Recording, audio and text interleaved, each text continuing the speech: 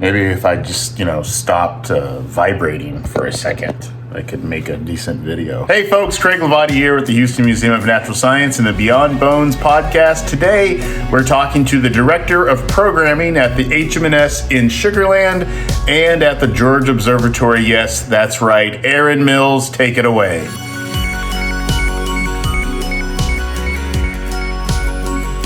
Howdy folks, Craig Lavati here at the Houston Museum of Natural Science, and this is, of course, the Beyond Bones podcast, Zoomcast, people yelling into their laptops, whatever you want to call it.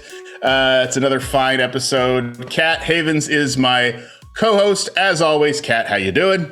Very, very good. How are you doing today? You have been shrunk down to the size of a butterfly, and you are... That butterfly. It looks like you have butterfly wings. Did you do that on purpose? I didn't, but these butterflies are eating. Liar! Of course you did that on purpose. Of course I did. I like to show you up. I want to be fancier. White shirt, butterfly. Yeah, it's the whole thing. Speaking of butterflies, speaking of being outdoors, today's guest is the Director of Nature Programming for HMNS Sugarland and the George Observatory, Erin Mills. Erin! So good to be here again. Oh my gosh, 2 times within however many months. I feel so lucky. There is only it's becoming less rare now to have 2-timers. It is. We've had a 3-timer, I think, with Nicole. Yep. And so now we need to get you on even more. I'll be here. There we go. Nicole's a polymath, though. Like, she knows something about everything. So, it's going to be hard to beat her record. I suspect. And she'll force her way in. Like, we'll just be recording and then she'll dial in and be like, oh, okay, apparently Nicole wants to say something. Okay. Hello, Nicole. How are you doing? I was really excited to talk to you, Erin, because this is a new job title for you. You were the director of the Cockrell Butterfly Center for a long time. You just rocked it over there. You made that place shine. It was amazing. It's still amazing. It's in great hands. It is. Still just a remarkable place to visit. But now you're branching out to Sugarland and the George Observatory inside the Brazos Bend State Park. What's going on at Sugarland? I know that you have a butterfly pavilion over there now. Yeah. So we have kind of been making this turn towards a lot more outdoor learning. During the pandemic, they shut down out here for quite some time. They had this construction going on this really cool pavilion that they have out here in the back area. And it's really nice. It's got electricity, it's got fans, it's got lights, it's got lots of room to set up lots of tables and do activities out there. And it's in the midst of this beautiful butterfly garden that I spruced up myself. So it looks really, really great. It's full of just beautiful blooming flowers, butterflies flying around, tons of caterpillars out there. We've had baby birdies. It's lots of fun.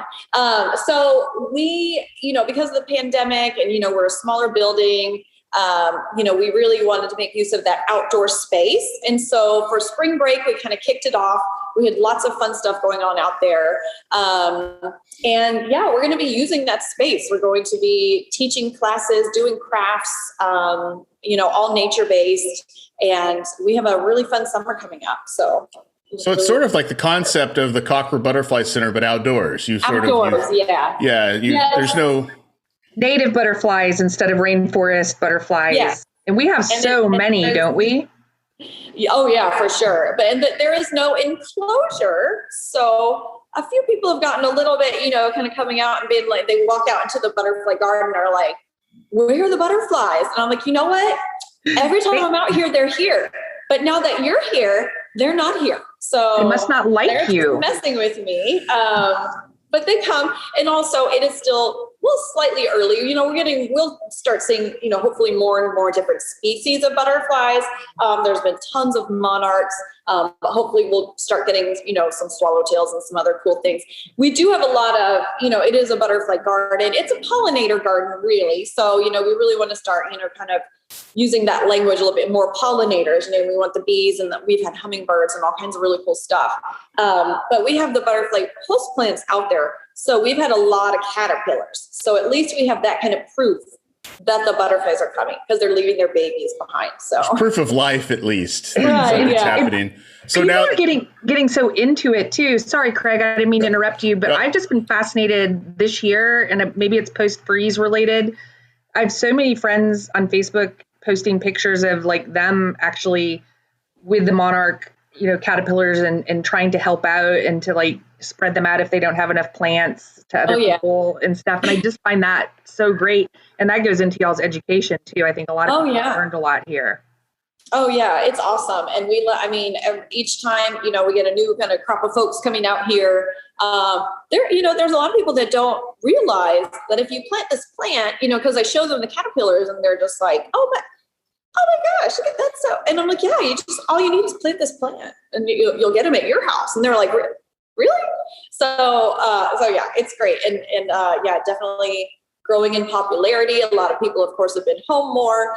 Gardening has become like, it's having a moment right now, which is wonderful. And so we're definitely using that to, to teach and to get more pollinator gardens out there. One of the COVID silver linings. You are one of the most active when it comes to going out there in the media. You're always doing something with one of the newspapers, one of the magazines, one of the blogs, radio, TV, and everything. You're getting the word out there about that. So all these people that have butterfly gardens now and pollinator gardens, that's all your fault.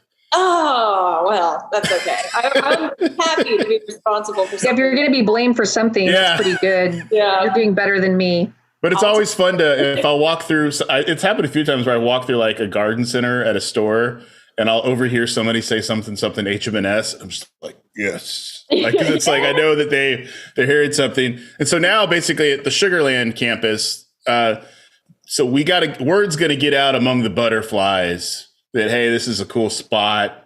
It's a fun new bar in town, We got all the nectar. It's new, be a groundbreaker. It's kind of like a hipster type place for the hipster butterflies to show up. Oh yeah. That's really nectar fun. Bar. What's the audience like at Sugarland compared to, it's all, I know we're all, everybody loves science, but what's the audience like at Sugarland? Well, we're a lot of younger kids, I think, because it's smaller out here. It's not as crowded. It's a really nice place, when you're going to bring your little kiddos and they want to see the dinosaurs and they want to see everything that we have to offer here without quite as many of the crowds and everything. And then of course out here in Sugarland, lots of families. So we see lots of little kiddos and families. I did have a few, because we did some fun sort of like live bug shows and planting seedlings and stuff like that. I did get the odd, young teenager, but it was, for the most part, kind of like early kindergartners and the younger ones. Like our camp age group from like 5, which is 6 actually here, but like younger than 5, but like 12 to 13, the in between. Yeah. So we've been, coming up with a lot of programming for the summer. We're aiming for that audience. We've got a lot of, we definitely found that with that age group, the people, they want to come, they want to see, and they might want to do something, but kind of like a shorter, like a little, not like an hour-long lecture or something like that, which, I did some of those back at Herman Park, or like, long classes, stuff like that. So we're going for like short and sweet. You're going to learn something. Hit and run science. Nature. Hit and run science. Right. Yeah. We're going to teach you something. We're going to, teach you how to apply what you've learned, make a cool little craft or something that you can take home and you can practice and stuff at home. But yeah, we're going to get them in and out. And that the education, this is something you also had going on at Herman Park. Mm-hmm. You and your team there were so good about educating the kids and the families that came in, that bugs weren't necessarily scary. They're not something you should just smash. Little boys, I was a little boy, you have little boys. Our main function is we just want to smash and break and pull things apart. And then you opened up people's eyes over there that, how many times have me and you been on like a Facebook Live and with roaches crawling around on me, or me like baby in like a tarantula or something like that? Yeah. That kind of stuff. We need people like you out there to show families and people like that we coexist with these guys. They may be kind of ugly, they may be stinky sometimes, but we need I them. haven't called a bug or an insect ugly in years and years. I got broken of it by these girls. They go, they think you're ugly, Craig. The bugs think we're ugly. Yeah. It's funny that you mentioned that, just because I do have 3 boys. One of them is too young. He's just about to turn 1. Actually, tomorrow is his birthday. Oh, congratulations! I cannot even believe that. I know, but my 5-year-old, I've had to get on him before about, smushing things and stuff like that. And now, we're sitting at our dinner table and we have a little bit of an ant problem right now, like some sugar ants. And they're a couple crawling on the table. And he's like, oh, look, I named it. His name is Turtle. And and he's like sharing his dinner with the ants. And I'm just over here like, true. Yeah. That's so awesome though. That's such I'm glad we have you doing that kind of thing, because there's a lot of misinformation out there about the bugs. We've talked about that plenty here on the show, and in all of our lives and stuff. There's a lot of misinformation when it comes to bug life, and your team has been so good about explaining to people that everything has its place, has its purpose. If we share the world with them, we'll all get along and harmony. We each other. Yeah. Yeah. So, and we won't get into the bug eating again. No.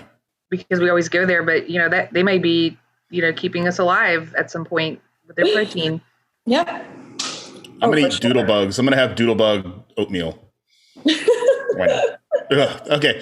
Why not? There's another part of your new job title, obviously, is programming at the George Observatory / Brazos Bend State Park. Yes. The George Observatory opened up, it was a few months ago, I guess now, Kat? Yep. We had Kavita on here talking about that not very long ago, or it could have been months ago, could have been yesterday. I've lost all track of time. So I was really excited when they announced that you had this new position down there, because we're going to be going back to the point earlier that since COVID started, we're doing so much more outside. And obviously it's not so well today. The day we're recording this, it's amazing outside. Everybody should be outside. I even think Johnny, our producer's outside. He told me not to tell anybody, but I think he is actually outside with his mic. Anyway.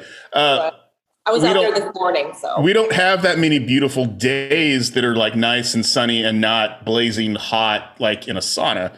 So I'm excited that a lot of our programming is going outside. To that end, you're doing some of that stuff at Brazos Bend State Park. Yes, and that's so exciting. I love Brazos Bend, and if you haven't been there, you need to visit. Not you guys.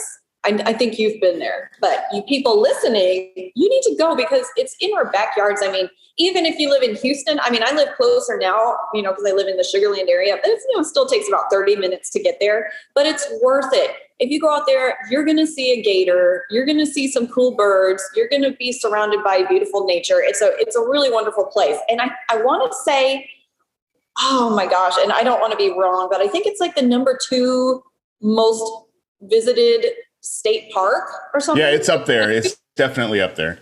Yeah, so it's really a great resource. And so the heat is coming up on us, so we don't have a ton of time this spring, but we did over spring break we did a hike out there, just kind of like a general bug hunt, and we had some really awesome folks join us, and we had an amazing time.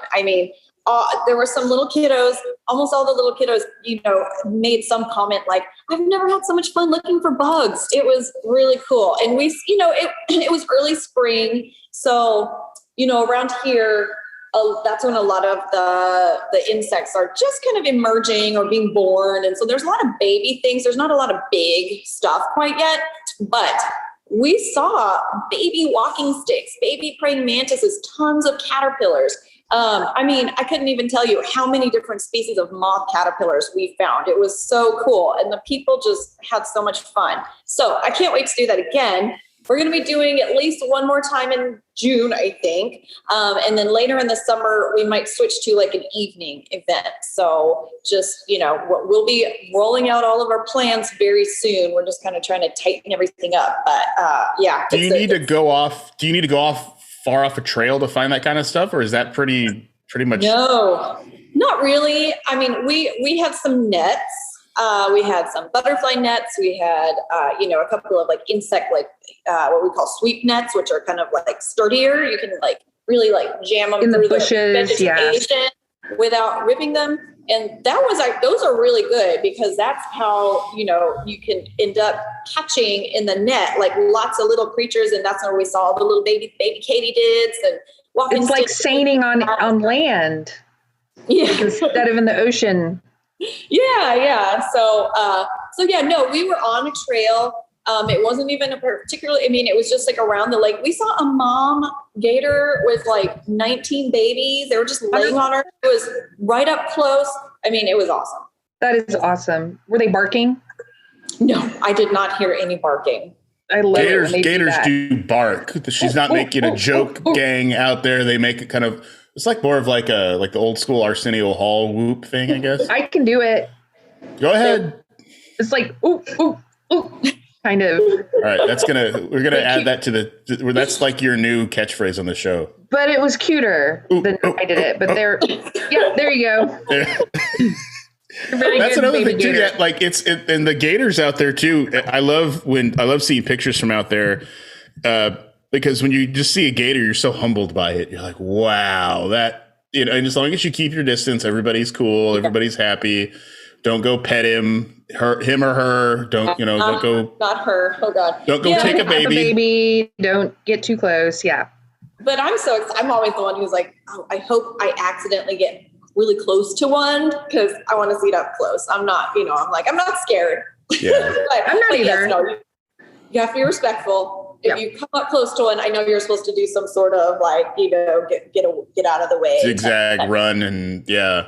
But the cool thing about this, the mom that we saw it was out on a pier and she was in the water, but she was right at the end of the pier. So like if we, had like a stick, we could have touched her. Wouldn't recommend that, but no. I mean, she was right there. It was, and she was so calm. It's like she just knew that she's like fine with it, but.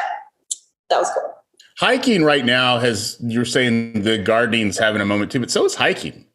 I've noticed that hiking couture, if you want to call it, hiking gear, hiking boots, hiking clothes, all that stuff is really having a moment right now. And it is due to COVID, which if there's going to be a silver lining to Kat's point, is that people are getting outside more and they are getting in tune with nature, and the hikes are, I'm excited to have you do more in the fall.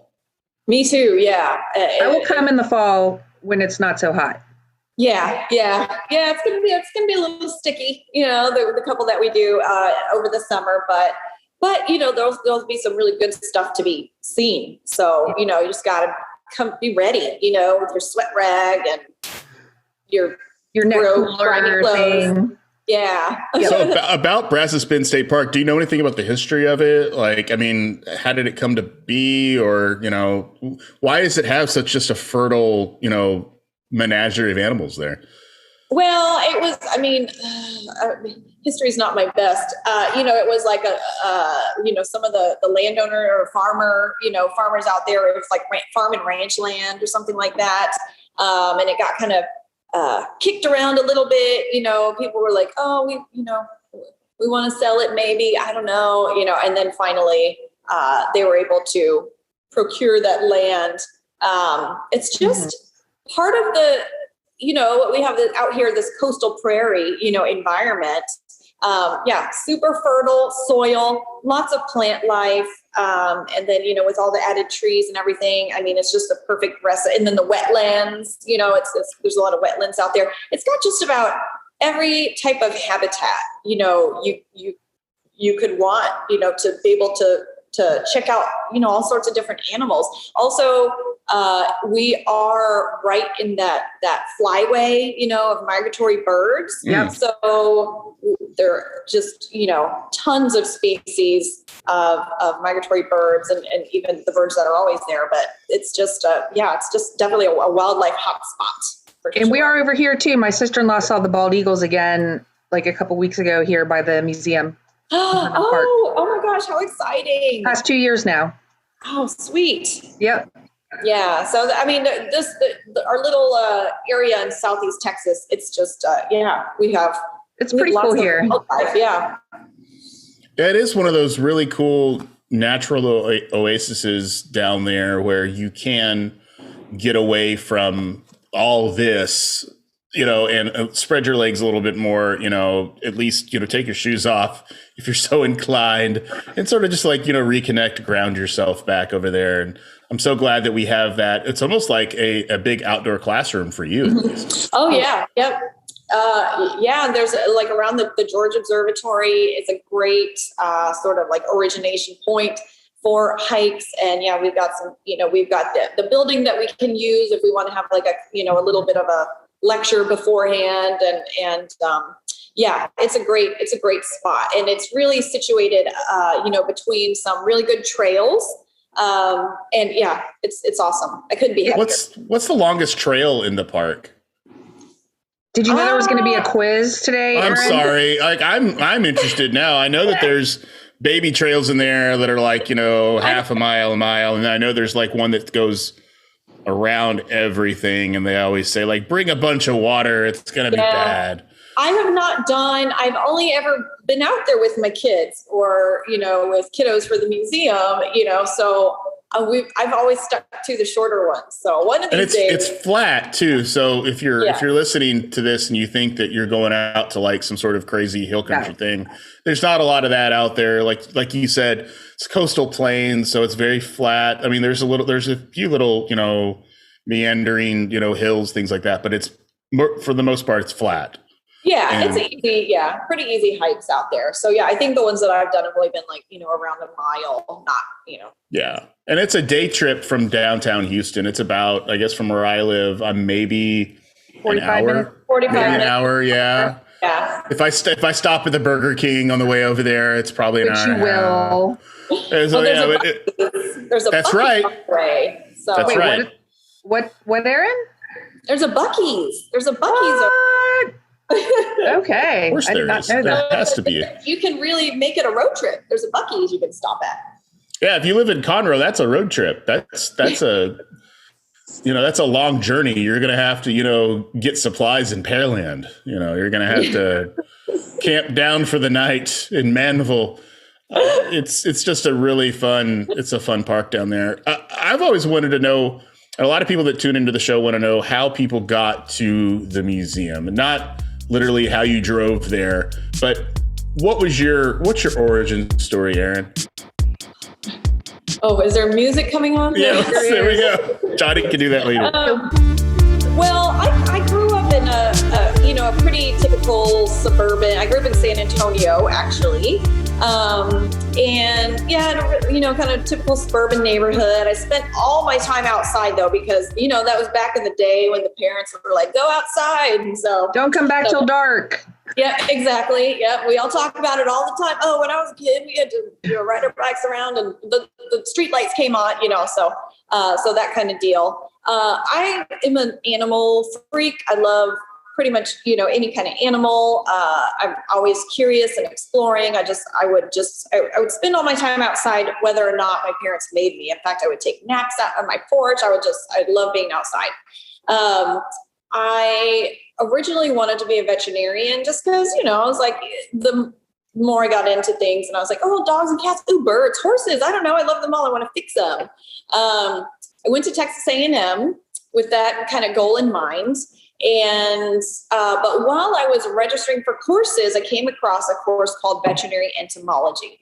And I did not know what entomology was. I'd never heard of entomology in my life. And so I was like, I think this is good. I mean, it says veterinary in it, so maybe it'll be helpful. for my career. And well, it was, because that was my first entomology class. And it was really like focusing on how insects affect like animals and livestock and stuff. Parasites. But I learned so much about insects that I had never even thought about, and I was always the kid, like my 5-year-old son, making friends with the ants. And I would rescue every single sugar ant out of the bathtub before I turned on the water, because I just couldn't even imagine anybody having to drown because I was taking a bath. So, and people, would have a cockroach and like, oh my God, kill it. And I would be the one running, trying to catch it and let it go outside. Even the cockroaches? Mm-hmm. Yep. So I always had, that kind of thing with insects. I was not afraid of them. And I never really understood why everybody was so like after them all the time. I was just kind of like, I kind of thought they were cool. So I took that class and I was just like, oh my gosh, my mind is exploding. I didn't even know there was so much to know about insects. And so I just started kind of packing my schedule with all of these entomology courses. And by the time I got to about my junior year, I was like, okay, I'm going to switch my major. I love animals, but this is something that I think, I don't know. I think I can make a career out of this. I just love it so much.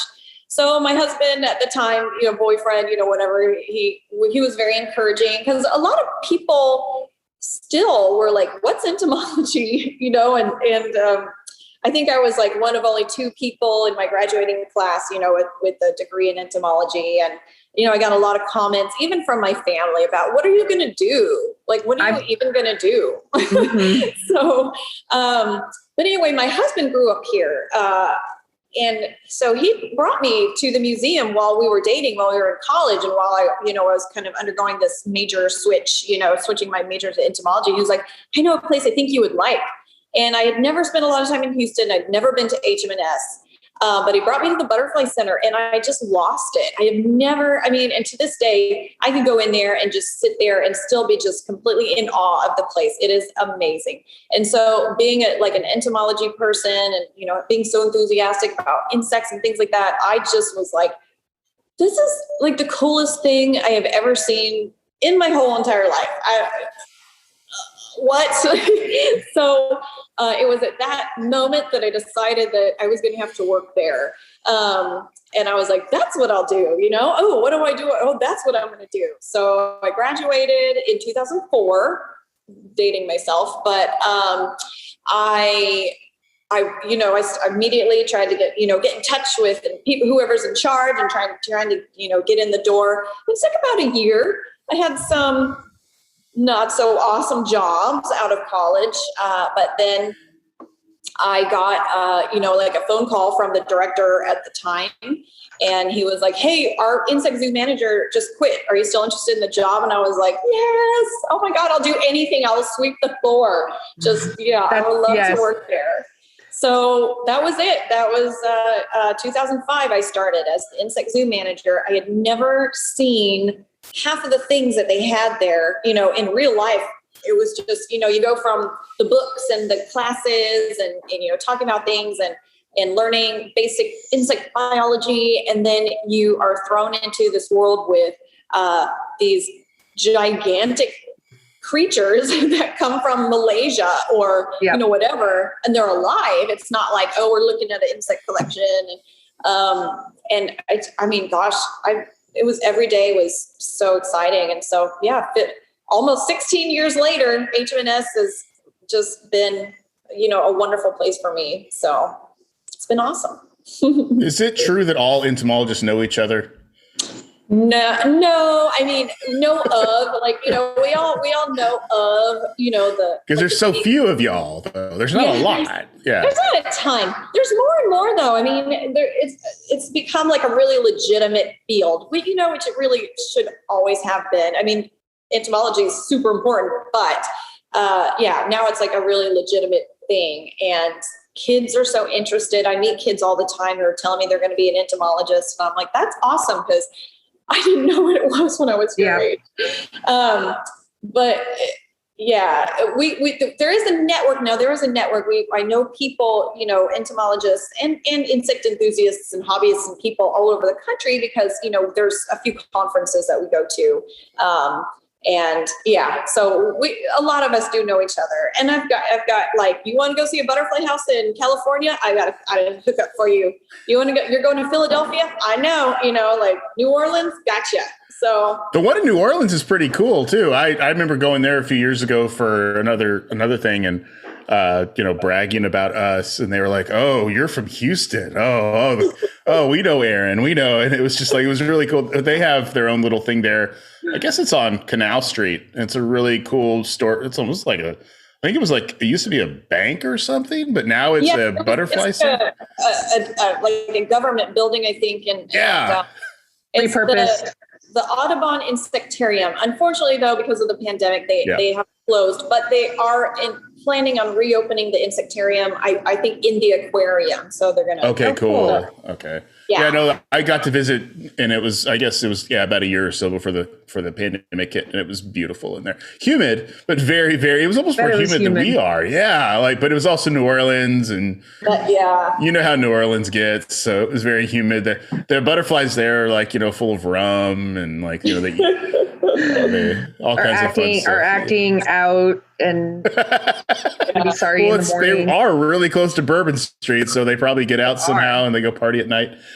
Erin, what else is going on over the next few months at the George and at the Sugarland campus? What should be on our radar?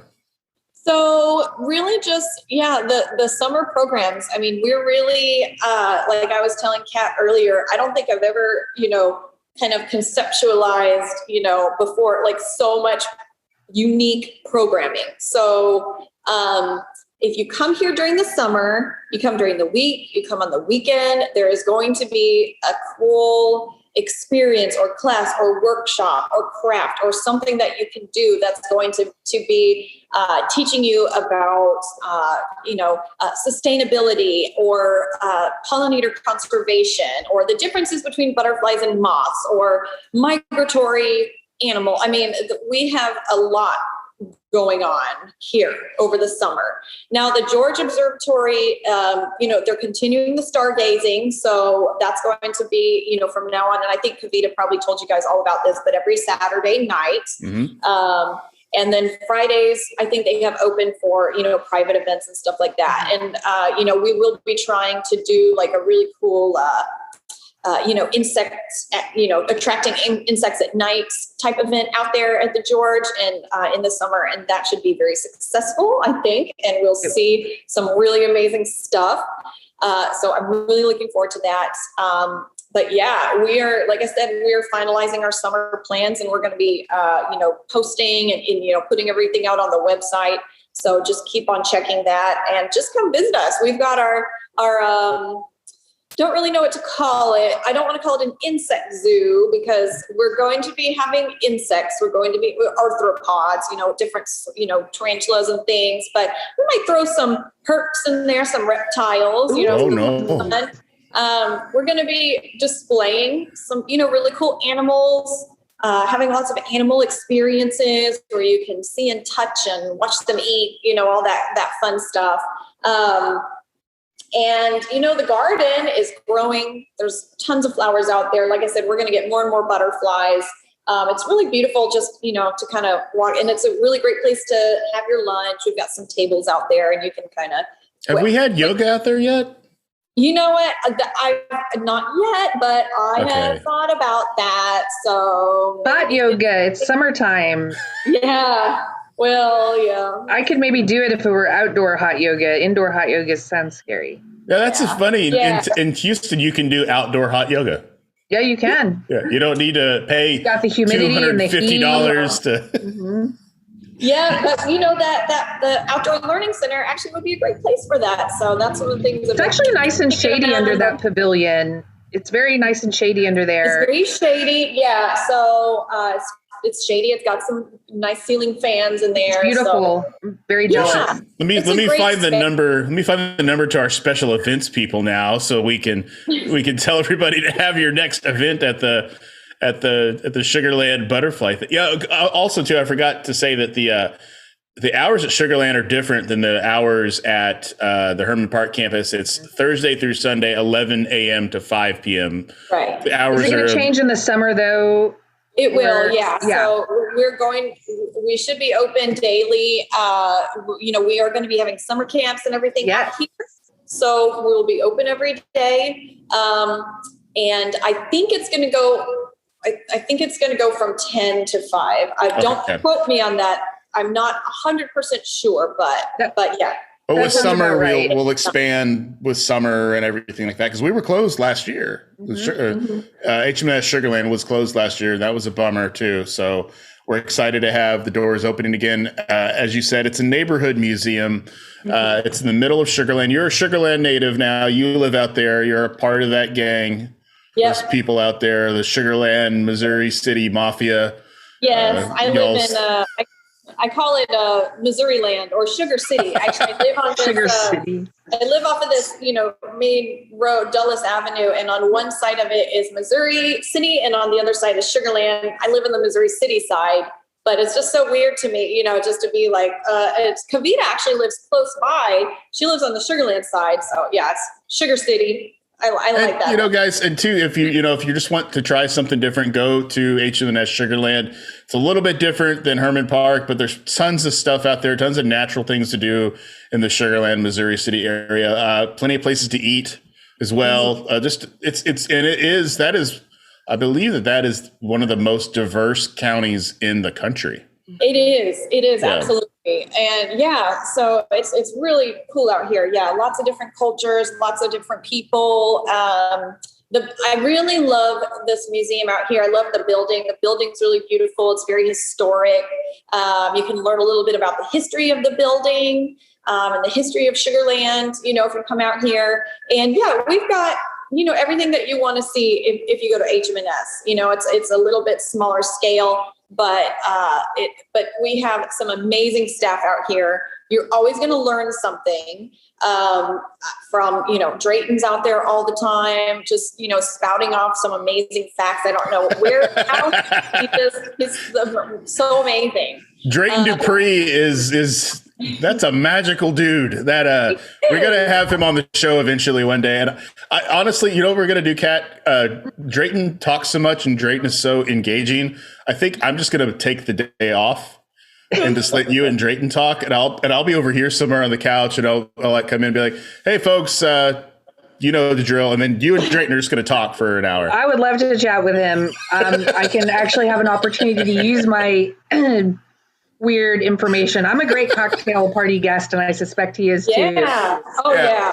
That would be a very interesting show, I think. Yes. I mean, not that you're not interesting. No. I could lay on the couch and just listen to y'all talk. So, but, all right. Yeah, so Erin, it's a great place. Erin, thank you. Go visit HMNS Sugarland. It's our Sugarland campus. It's sweet down there. And also go to the George Observatory. Check out Brazos Bend State Park. It surrounds it. It's a beautiful Texas state park. And it's got something for everybody down there, even the alligators. All right, guys. Thank you. Thank you, Kat. Thank you, Erin. Thank you. We'll see you guys next week.